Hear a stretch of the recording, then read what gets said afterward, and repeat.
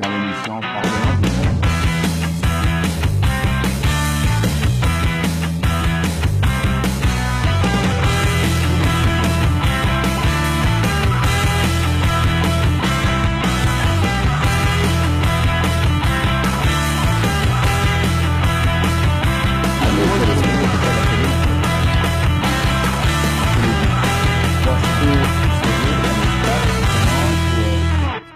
Bien chers téléspectateurs, bonsoir.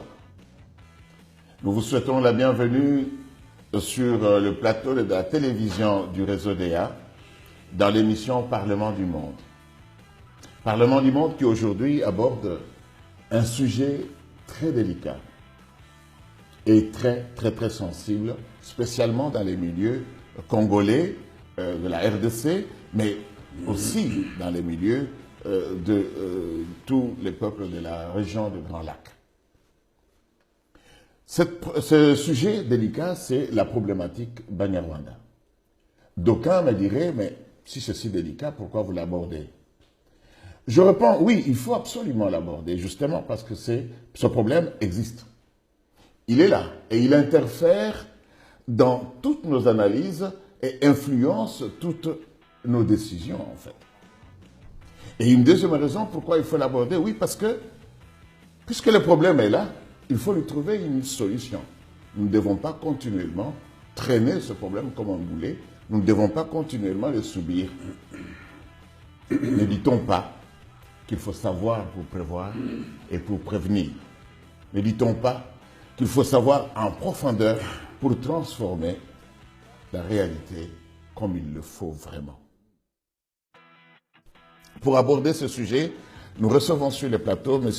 Basile Diatezoa, que vous connaissez très bien, qui n'est plus à présenter. Bonsoir, M. Basile. Bonsoir. Merci beaucoup, cher ami, d'avoir répondu à notre invitation sur le plateau. Voilà. Cette question, Banyarwanda, je veux l'aborder un peu brutalement. Qui sont les Banyarwanda? Le mot Banyarwanda est utilisé par le pouvoir colonial pour identifier une communauté congolaise qui parle la langue Kinyarwanda. Donc déjà, à l'époque coloniale, on avait déjà identifié cette communauté congolaise.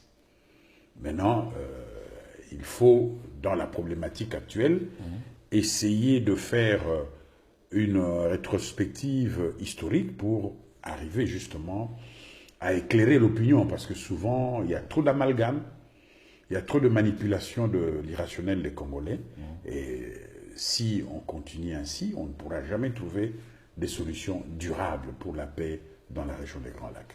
Exact. Et comment vous les décrivez un peu historiquement, ces Banyarwanda? Comment ça se constitue, comment ça se met en place là-bas, les différents mouvements de population, tout ça, c'est comment vous... Bon, vous savez que le Congo, c'est le seul pays en Afrique qui a 9 frontières. Et dans chaque frontière, vous avez des communautés à cheval, des communautés culturelles qui sont au Congo et dans un autre pays africain. Prenons le cas du Bas-Congo. Vous avez les Bas-Congo, comme moi j'appartiens à l'identité culturelle Congo. Vous allez en Angola, vous trouvez les Congos. Vous allez au Congo-Brazza, vous trouvez les Congos. Vous allez au Katanga, il y a les Lunda. Vous les trouvez au Congo-Kinshasa, en Zambie et en Angola. Vous avez des Babemba, vous le trouvez au Katanga, vous le trouvez en Zambie. Vous allez à l'est du Congo, vous trouvez des communautés qui sont à cheval entre le Burundi et le Congo-Kinshasa.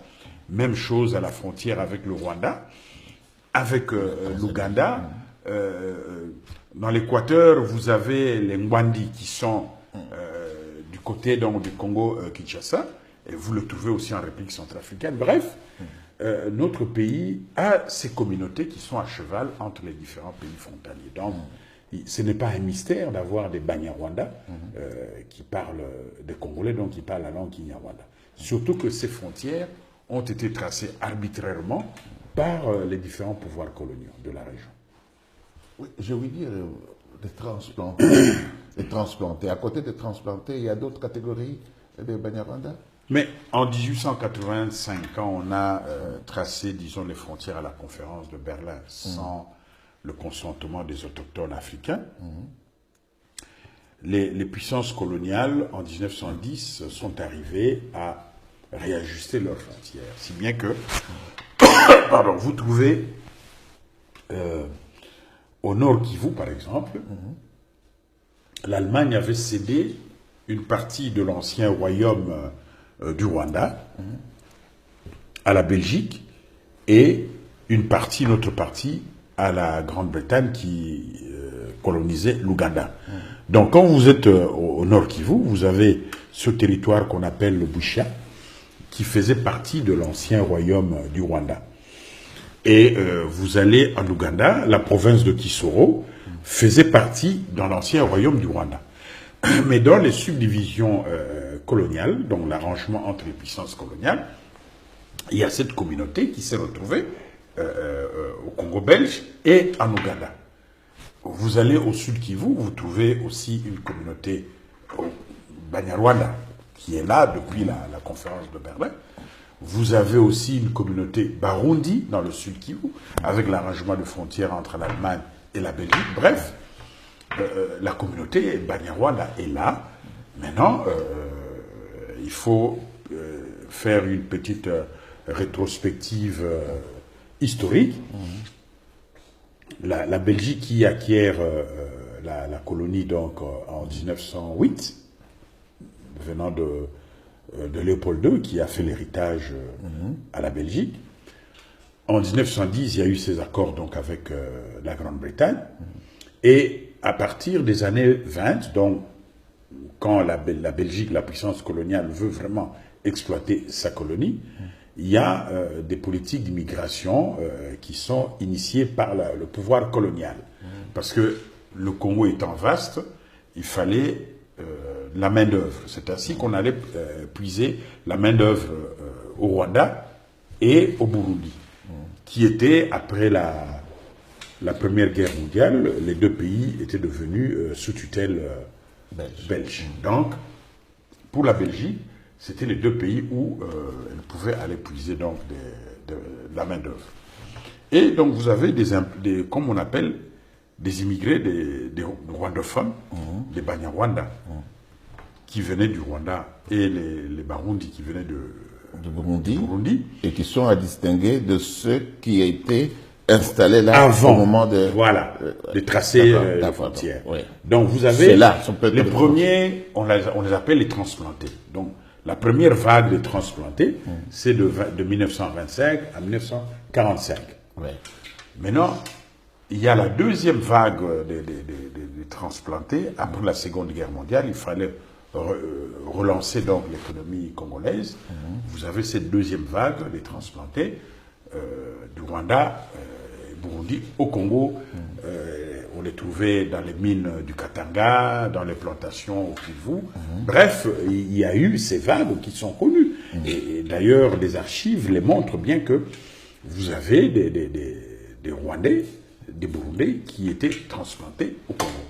Okay. Maintenant, quand on a arrêté donc cette vague, parce qu'on commençait à avoir des problèmes fonciers dans ces régions où il y avait des transplantés Banyarwanda, des conflits entre les autochtones qui étaient là, par exemple, dans le nord Kivu, vous avez les Houndés, les Tembo, qui se disaient étant autochtones.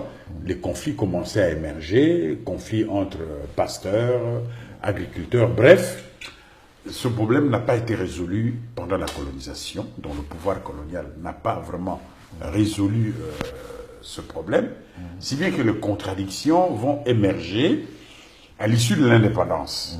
Donc, ce problème n'étant pas résolu par le pouvoir colonial, quand on arrive à la période d'indépendance, où il fallait avoir des leaders dans les différents groupes ethniques, eh ben, c'est là que les problèmes entre Congolais commencent à émerger. Et on a en 63 les révoltes de la communauté rwandophone, donc la première révolte Kanyarwanda. Et voilà, donc toutes ces contradictions qui n'ont jamais été résolues depuis la colonisation jusqu'à aujourd'hui, eh ben, nous avons cette situation de crise permanente à l'est du Congo. Mais puisqu'on parle de Banyarwanda, alors quelle est la différence entre les Hutus et les Tutsis? Est-ce que lorsque vous parlez de Banyarwanda, les Hutus et les Tutsis sont tous concernés, ils sont tous là-dedans? Bien sûr, quand vous allez dans l'histoire précoloniale du Rwanda et du Burundi, on est dans une civilisation de la vache où le détenteur d'un cheptel assez fourni avait le pouvoir économique. Donc celui qui a le pouvoir économique, il dominait aussi politiquement. Et ça tombait au moment où on construisait donc ces royaumes, ces entités politiques. Donc les possédants, ceux qui avaient un cheptel plus élevé, détenaient donc le pouvoir. Et c'est devenu en quelque sorte, disons, des éléments de stratification sociale. Donc les possédants, c'était des Tutsis, ceux qui avaient des vaches. Comme on avait les seigneurs, ici à Nord. Voilà, justement. Et les agriculteurs qui n'avaient pas cheptel assez fourni étaient des Hutus, donc. La classe inférieure. Sur le plan économique et politique. Mais un Hutu pouvait devenir un Tutsi. Tout comme un Tutsi, s'il perdait son cheptel, ou s'il était en disgrâce du Mwami, eh ben, il retombait dans la classe, la basse classe, dont les Hutus. Alors, le pouvoir colonial arrive, il va évidemment, le pouvoir allemand, va gérer cette situation au profit de la classe dominante pour asseoir son pouvoir, son influence politique au Rwanda et au Burundi. Ouais. Donc la classe Tutsi va perdurer dans sa domination politique et économique. Et quand le colonisateur belge fait le relais, après donc la Seconde Guerre mondiale, le pouvoir colonial belge va utiliser cette même méthode allemande. Et évidemment, à la veille de l'indépendance, comme ce sont les Tutsis qui étaient les plus lettrés, donc les Tutsis étaient dans l'avant-garde de la lutte pour l'indépendance, le pouvoir colonial, évidemment, va manipuler la majorité Hutu pour, disons, l'opposer aux Tutsis et jusqu'à l'arrivée du concept de Hutu Power. On connaît les conséquences. Mais dans la stratification sociale même du Rwanda, vous devez savoir que dans un clan, puisqu'il y a une seule ethnie au Rwanda, quand on parle de Hutu et Tutsi, c'est pas deux ethnies, c'est pas deux tribus. C'est la même ethnie, mais c'est la même culture, c'est les mêmes valeurs culturelles. Et dans un clan, par exemple au Rwanda, dans le même clan, vous trouvez Hutu et Tutsi. Donc on trouve des Hutus qui sont dans le même clan que les Tutsis, que les Touas, les Pygmées. Donc bref, il faut comprendre ces subtilités anthropologiques pour arriver à trouver des solutions viables. Donc Hutu, Tutsi, c'est pas deux tribus différentes. C'est la même composante culturelle, mais c'est un problème de stratification sociale. Ok. Donc, on a l'impression, du moins dans l'imaginaire populaire, on dit les Tutsis, il est de forme nilotique, et les Hutus, c'est plutôt un Muntu. Mais vous savez, le peuple rwandais, donc le Rwanda précolonial, c'est une longue histoire. C'est des 1000 ans, plus de 1000 ans. Ce sont des peuples qui se sont rencontrés, les peuples venant du bassin du Bénoué, donc les peuples dits Bantou, les autres venant du nord dits nilotiques. Quand ils se croisent, ils se rencontrent dans cette région qui était habitée par les Pygmées, parce que les premiers habitants sont les Touas, les Pygmées. Bon, dans ce mélange des peuples, des races, tout ça, bon, ils sont arrivés à façonner des entités politiques, une culture, parce que la langue Kinyarwanda, c'est une langue bantou. Parce que beaucoup croient que ce n'est pas une langue bantou. Non, le Kinyarwanda est une langue bantou. Donc, pendant plusieurs siècles, ces peuples se sont mélangés. Et aujourd'hui, moi par exemple, j'ai des amis, quand vous le voyez, vous allez croire que c'est un Hutu par exemple, vous allez croire que c'est un Nilotique, tout comme un Rwandais qui a peut-être la morphologie nilotique, vous allez croire que c'est un Tutsi alors qu'il est Hutu. Il faut comprendre ces subtilités sociologiques parce qu'on est Tutsi ou Hutu de son père. Parce que là-bas, c'est le système patrilinéaire. Ouais. Donc, on est Hutu ou Tutsi de son père. C'est pas de sa mère. Donc, on peut avoir un couple Hutu et Tutsi si il y a une prédominance génétique des traits de type, entre parenthèses, nilotique, bantou, nilotique. Hein. Ben, voilà. C'est ça qui sera dominant. C'est ça. Enfin, d'accord. Et si nous parlons de cette question, elle nous intéresse en tant que... elle intéresse les Congolais, cette question. Et à votre avis, elle a tellement d'impact sur la crise nationale aujourd'hui qu'il est bon de l'aborder tel que nous l'abordons maintenant et d'aller au fond. C'est pourquoi je vous dis, le Parlement du monde permettra à d'autres personnes qui ont des avis différents de venir expliquer pour que nous puissions éclairer l'opinion et que les gens puissent se faire leur opinion personnelle pour des solutions mieux durables. Pour des solutions durables. Voilà.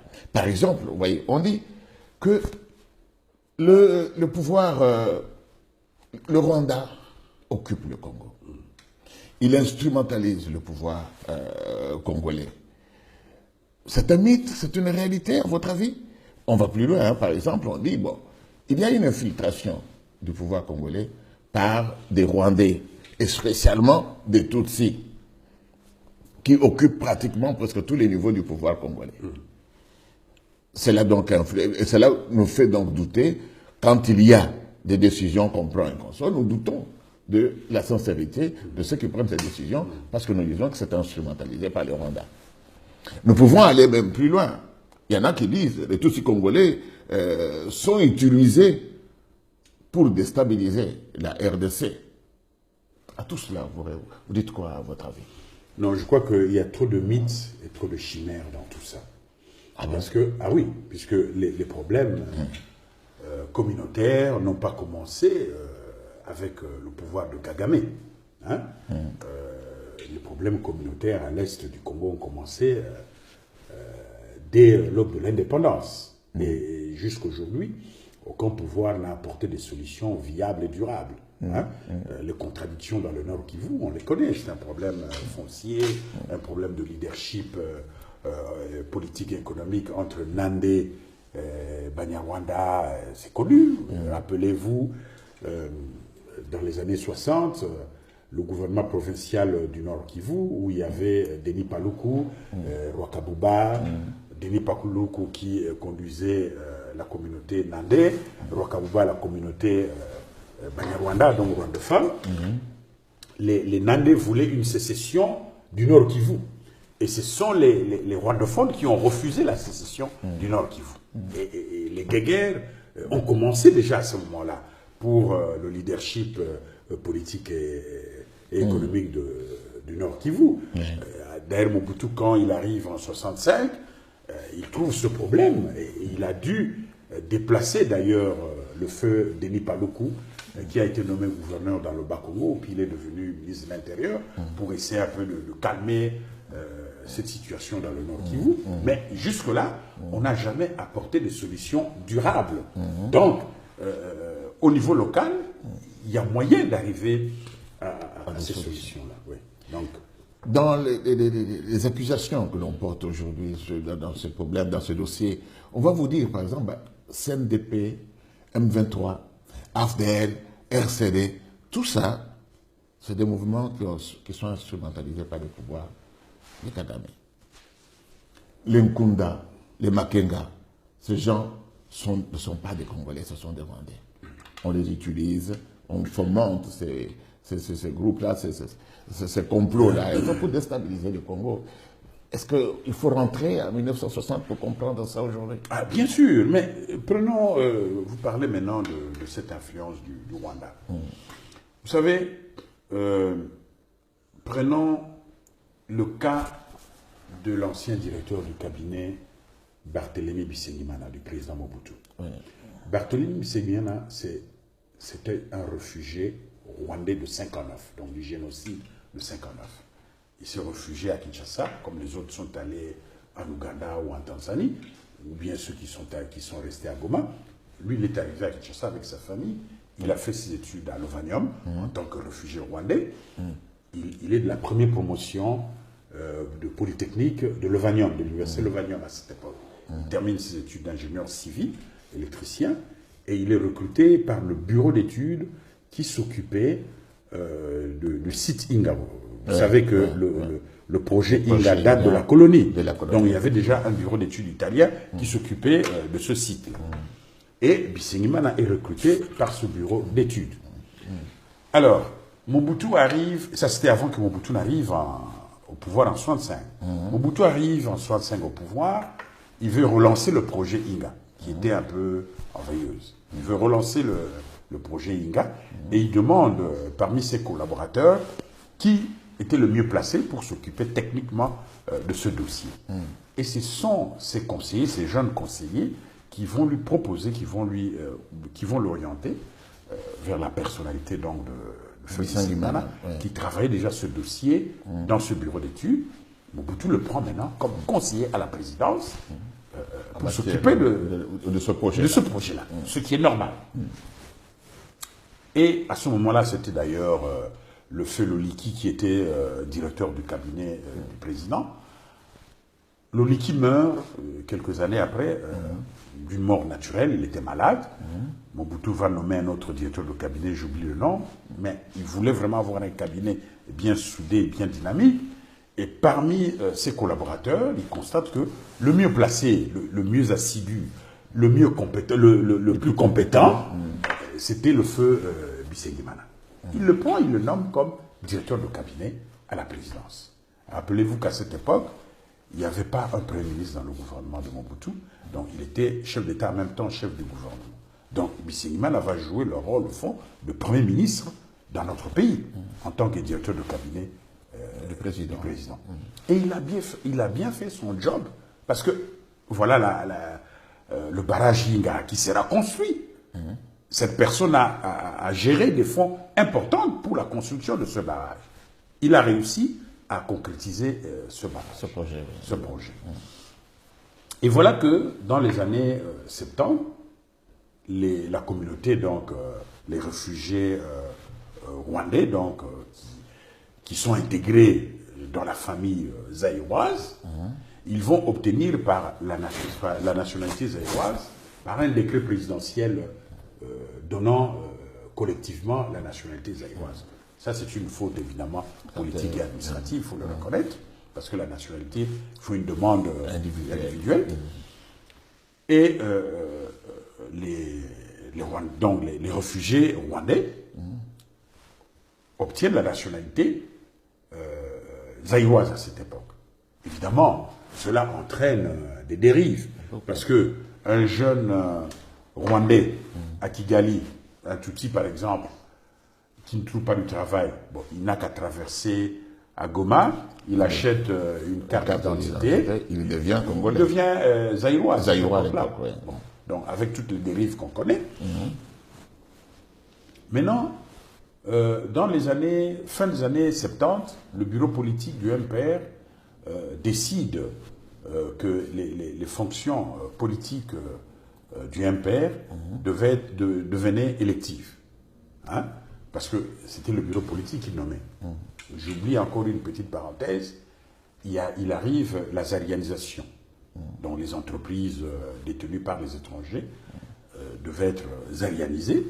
Et la personnalité qui s'occupait du partage du gâteau, c'était Bisengimana, en tant que directeur du cabinet du président. Bien sûr, il a eu son gros morceau, il a donné à ses frères et amis rwandophones aussi des bons morceaux. Et les autres, évidemment, les différents dignitaires vont acquérir des biens. Bon, à l'Est, évidemment, ça va commencer à susciter des jalousies. Hein, ceux qui se disent, par exemple, les vrais autochtones, ils étaient mécontents, par exemple, que dans les Massissi, que ceux qui sont venus comme réfugiés en 59 s'accaparent des gros morceaux. C'est humain, c'est normal. C'est celle de jalousie. Alors, on va maintenant imposer donc les fonctions politiques dans le MPR comme devenant des fonctions électives. C'est-à-dire qu'il faut être élu pour être commissaire du peuple ou commissaire ou bien membre du bureau politique.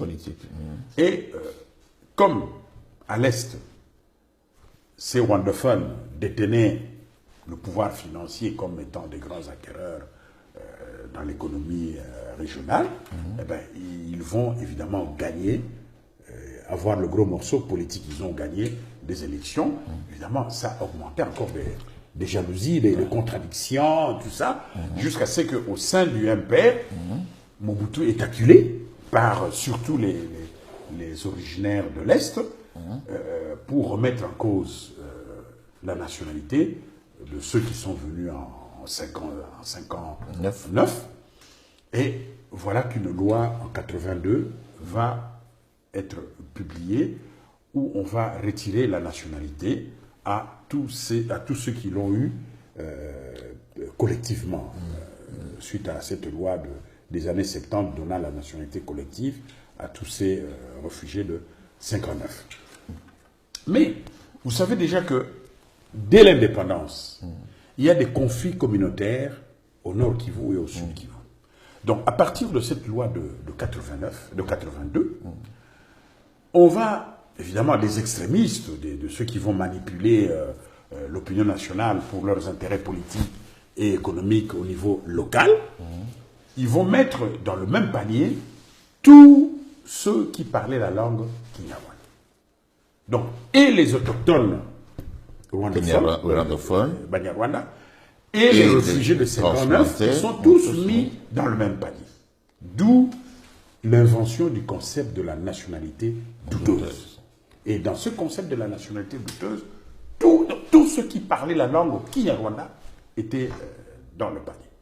Alors évidemment, avec toutes les contradictions des guerres locales, intercommunautaires, et quand Bisengimana est écarté de la présidence, Mobutu a subi des pressions.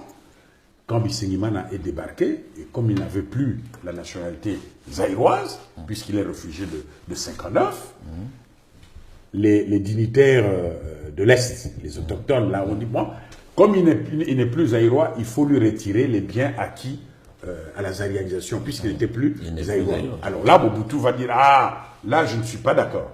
Donc, si vous vous êtes agité au fond, c'est parce que vous étiez jaloux. Il gardera ses biens en tant qu'acquéreur de la zaïrisation. Donc, c'est pour vous montrer que il y a eu plusieurs raisons qui interféraient. Il y a des raisons personnelles, de jalousie, ainsi de suite, tout ça, des raisons historiques, culturelles, qui ont fait que, bon, aucun gouvernement, aucun pouvoir n'a pu apporter des solutions appropriées. Et voilà que, quand les contradictions politiques s'aggravent au niveau national, on amorce la conférence nationale dite souveraine. Vous vous rappelez, vous avez d'ailleurs participé à cette conférence nationale, comment on a défenestré tous ceux qui avaient le faciès Tutsi. Hein? Il y a des Hutus qui se sont cachés et qui sont restés à cette conférence nationale. Il y a même un évêque, le Monseigneur Kanamachoui, qui était le secrétaire du conseil épiscopal, qui a été défenestré de la conférence nationale, simplement parce qu'il était considéré comme Tutsi, donc écarté. Les rois Kabouba, tout ça a été écarté. Et pourtant, les rois Kabouba étaient cités parmi les pères de l'indépendance au Congo. Bref, voilà dans ces amalgames, dans ces contradictions, la situation des Banyarwanda ne fait que s'empirer, et ça tombe au moment où Mobutu est affaibli politiquement, il se retire à Guado, et au Rwanda, il y a ce problème interne du Rwanda, là, le pouvoir Habyarimana en lutte contre la rébellion Tutsi venant de l'Ouganda. Comme la communauté Banyarwanda était épinglée et mis disons, dans le même panier que ceux des 59, à l'Est, vous avez les dirigeants de l'administration régionale extrémistes qui commencent à persécuter justement la communauté rwandophone, eh bien, des jeunes congolais rwandophones, se sentant maintenant exclus par la communauté nationale, vont rejoindre la rébellion du FPR en Ouganda. C'est ainsi que vous trouvez dans la foulée des jeunes comme les Nkunda, des Makenga. Il y a beaucoup de ces jeunes-là qui sont allés rejoindre la rébellion du FPR parce qu'ils étaient déjà marginalisés, méprisés au niveau de la communauté nationale zaïroise. Donc eux, ils vont rejoindre la rébellion du FPR pour soutenir cette rébellion et que demain peut-être le nouveau pouvoir qui arriverait. Mais eux, ils sont congolais, ils sont transplantés, ils sont... Non, des Congolais. Mais il y a du tout là, dans ce lot-là, puisque la loi de 1982 a mis tous ces Banyarwanda dans le même panier. Donc vous avez des autochtones, donc des Banyarwanda autochtones, vous avez des transplantés, des enfants des transplantés, tout ça là, et vous avez des enfants de 59, donc des réfugiés de 59. Bref, tout ça était dans le même panier. Donc, ils ont été exclus de la famille zaïroise. Et beaucoup d'entre eux ont rejoint donc la rébellion du FPR. Je vous ai cité quelques noms. Ils vont soutenir la rébellion du FPR.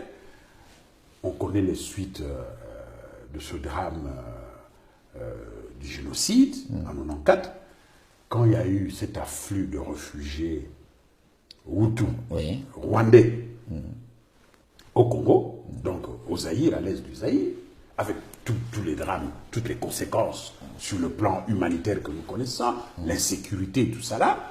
D'ailleurs, les Hutus génocidaires qui viennent à l'est du Congo, dans le Kivu, vont commencer à persécuter la communauté Tutsi congolaise, qui se trouve donc des Congolais Tutsi. Ceux-ci vont demander, par exemple, le soutien du gouverneur de Kivu, lui qui était évidemment dans cette haine anti-Tutsi, au lieu d'envoyer des militaires pour aller protéger sa communauté, ses compatriotes Tutsi persécutés par les génocidaires rwandais, va plutôt envoyer des militaires qui vont aller piller, tuer, tout ça là, dans la communauté. Et cela, évidemment, avec tout l'engrenage, les Hutus, les génocidaires Hutus et les militaires de l'armée rwandaise, au lieu d'être placés à plus de 150 km de la frontière rwandaise, sont parqués à l'entrée du Rwanda. Ils vont commencer à mener des actions de déstabilisation contre le nouveau pouvoir à Kigali. Or, le nouveau pouvoir à Kigali avait dans son armée, à son sein, des Banyarwanda, des jeunes militaires venant du Zaïre. Donc des Zaïrois, mais qui sont allés soutenir la rébellion du FPR.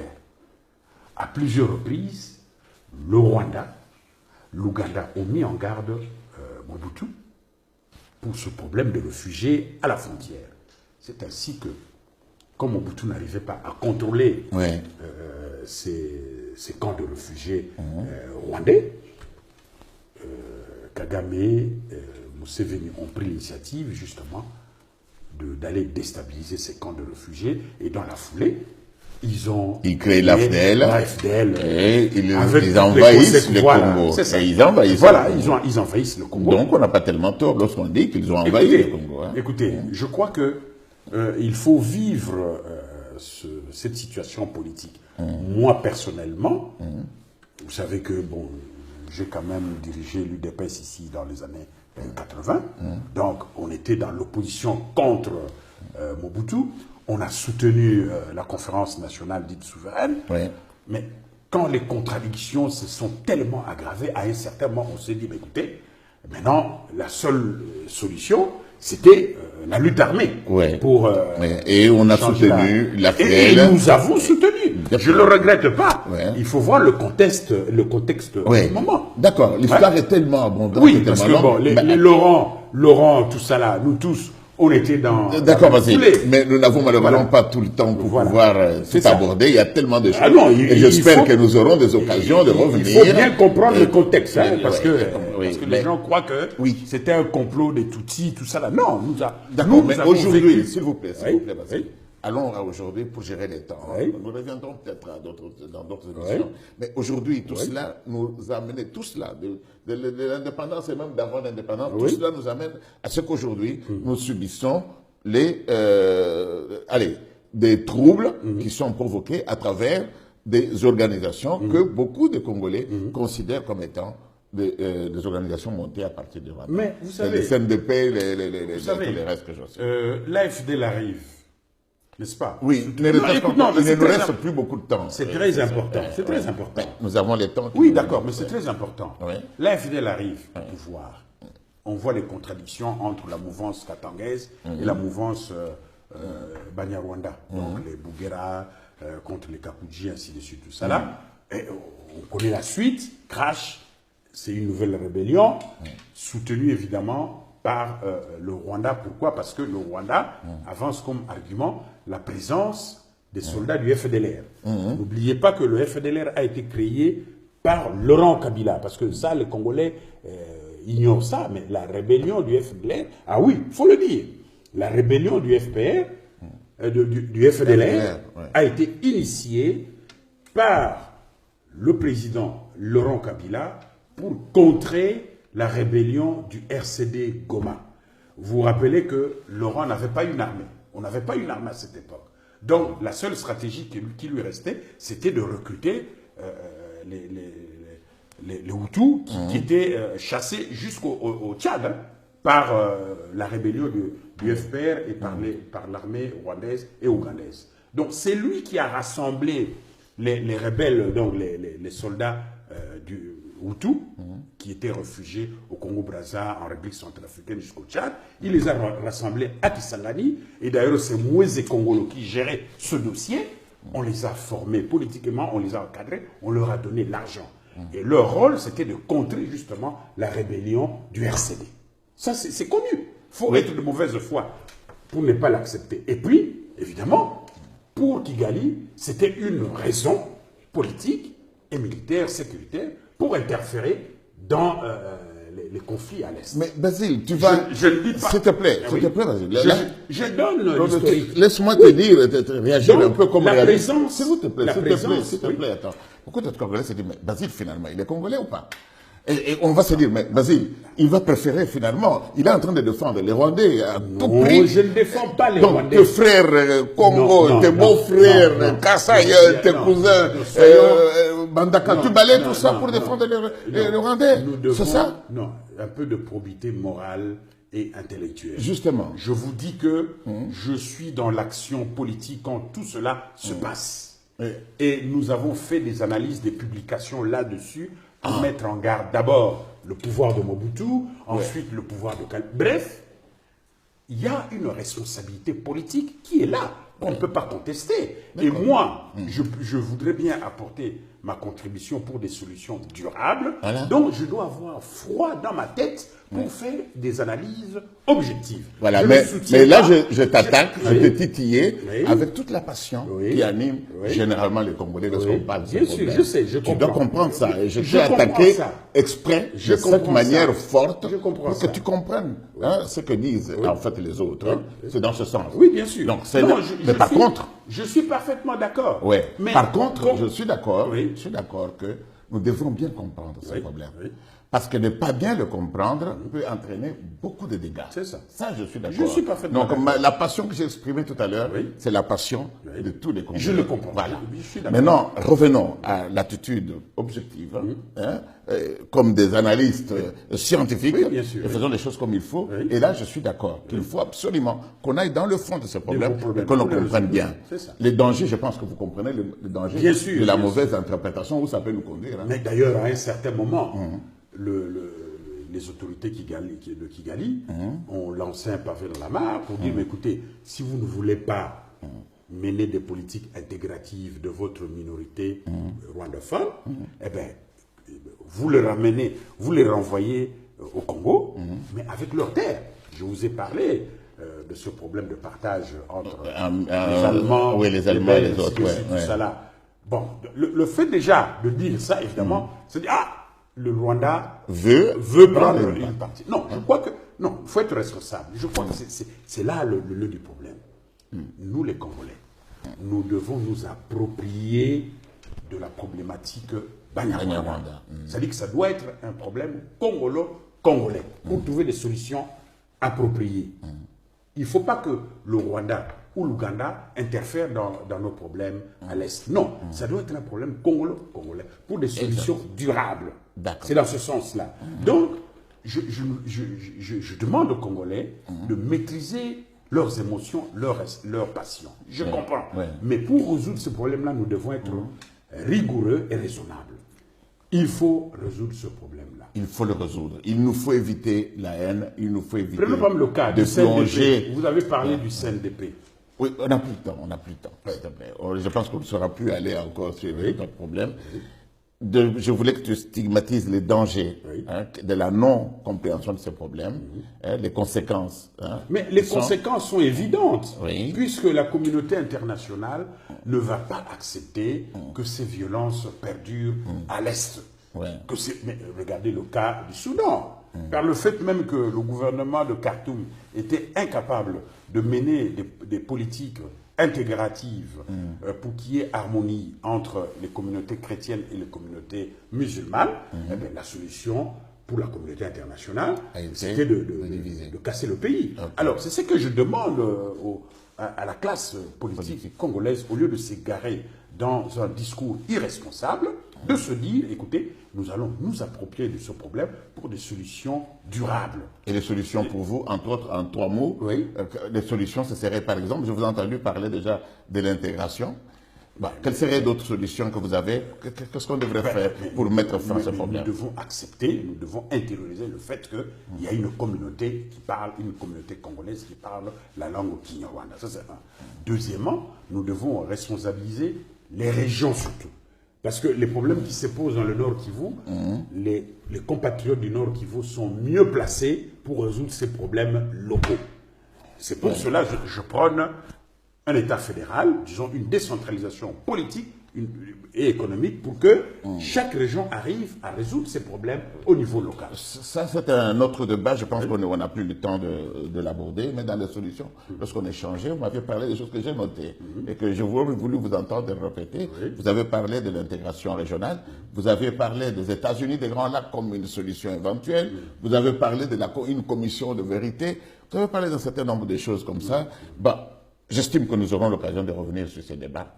Et j'invite beaucoup plus ceux qui nous ont, nos téléspectateurs, et tous ceux qui sont au courant de tous les problèmes de la région des Grands Lacs, de venir, de porter la contradiction, mais de manière objective, sans polémique, d'apporter des arguments et pouvoir aller à l'encontre de ce que vous affirmez. Donc pour cela, nous restons vraiment ouverts, que les gens viennent et qu'ils portent la contradiction. Il y a une dernière remarque que je peux faire. S'il vous plaît. C'est que nous devons cesser cette paresse intellectuelle. C'est-à-dire que quand il y a un problème politique qui se pose, un homme politique responsable doit chercher, à travers la lecture, les discussions, ainsi de suite, dans la probité intellectuelle. Il y a par exemple un livre que je conseille à ceux qui veulent comprendre les problèmes dans les Grands Lacs. L'Afrique des Grands Lacs, écrit par le professeur Jean-Pierre Chrétien, aux éditions Aubier, collection historique. Ça a été publié en l'an 2000. Donc c'est quand même un bouquin très récent. Je vois un sous-titre là, 2000 ans. 2000 ans d'histoire. Là, vous allez comprendre. Vous allez comprendre, par exemple, qu'il n'y a pas plus rwandais, entre parenthèses, au Congo que les Bashi. D'accord. C'est l'exemple que je donne. Je vois qu'il y a un deuxième ouvrage. Voilà. Il y a un deuxième ouvrage très important pour moi, édition Cartala, de 2008. Ça a été écrit par un politologue américain, Stewart André Scott. Laurent Kunda et la rébellion du Kivu, au cœur de la guerre congolaise. C'était un politologue, un universitaire américain qui a vécu dans le maquis pendant plusieurs mois, qui a vécu dans la région, qui a interrogé tout le monde, tout ça là, pour comprendre ce qui se passe à l'Est. Et je crois que quand vous lisez ce livre-là, vous avez les outils intellectuels pour aborder politiquement la problématique. Voilà, bien chers téléspectateurs, je vous convie donc à vous documenter, à vous informer en lisant ces deux ouvrages, et certainement, je m'en doute, il doit y avoir d'autres ouvrages. Bien sûr, il y en a d'autres. Qui traitent de la question. Je dis, voilà. Et je renouvelle l'invitation à tous ceux qui sont d'un avis contraire qui viennent de venir d'avancer leurs arguments, voilà. et le moment venu, on pourra même organiser une sorte de débat entre les deux groupes distincts et en face de M. Basile. Mais je tiens à souligner une chose, je n'ai rien à voir avec le Rwanda, oui. ni avec nous, rien. Oui. D'accord. Moi, en tant qu'homme politique qui se veut responsable, quand il y a un problème qui se pose dans une localité, dans mon pays, je me donne ce droit et ce devoir d'apporter ma contribution pour des solutions durables. Et je suis allé sur le terrain pour discuter avec tout le monde. Je n'ai jamais créé une rébellion. Jamais. Ben, on vous a accusé à un moment donné d'être allé chez Laurent Nkunda. L'accord de Nairobi entre... bref, s'il vous plaît. L'accord de Nairobi entre le M23 et Kinshasa, sous l'égide de la communauté internationale, demande à ce que le M23 se transforme en parti politique. N'est-ce pas? Eh bien, je me donne ce devoir d'aider, d'apporter ma contribution intellectuelle pour que ce groupe qui a des revendications fondées se transforme en réel parti politique pour apporter sa contribution à la gestion du pays. Vivement la prochaine émission pour pouvoir approfondir un peu ces deux autres petites choses que vous venez d'affirmer à la fin. Oui. Bon, revendications légitimes, vous dites. Mais il faudrait que, s'il vous plaît, il faudrait que nous ayons l'occasion de revenir dessus. Les rapports des Nations Unies sont là. D'accord. Les griefs sont fondés. Mais les méthodes, peut-être, pour des solutions brutales, ça, on les condamne. C'est pour cela, il faut que ces groupes se transforment en partis politiques. D'accord, d'accord. Ok. Merci beaucoup, M. Basile Diatezoa. Merci beaucoup. Le temps a joué contre nous maintenant. Il faut qu'on arrête là et qu'on laisse nos téléspectateurs digérer ce qui a été dit. Et nous reviendrons sur la question encore dans les prochains jours. Bien chers téléspectateurs, merci beaucoup de nous avoir suivis. Nous vous nous vous lançons l'appel de chercher à vous documenter sur la question, de mieux comprendre et comprenez pourquoi il est important de comprendre. Quand on a bien compris, on trouve les bonnes solutions. À lundi prochain, bonne soirée. Dans l'émission Parlement